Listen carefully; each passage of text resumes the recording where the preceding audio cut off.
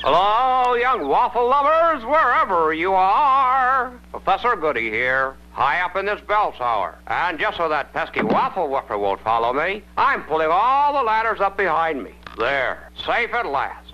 Now to pop a couple of delicious Aunt Jemima frozen waffles into my trusty toaster. So light, crisp, golden brown. Oh, I could hardly wait. Waffle, waffle, waffle. Waffle, waffle, waffle, waffle, waffle. Sorry, Wallace. These Aunt Jemima waffles are just for me. Waffle, waffle, waffle, waffle, waffle. Hey, now. Waffle. Wallace, please. Waffle, waffle, waffle, waffle. Oh, very well, Wallace. Won't you join me? Waffle, waffle, waffle. This is a Waffle Whiffer whiffing an Aunt Jemima waffle. You'll find them in your grocer's freezer. Is there a Waffle Whiffer at your house? Waffle?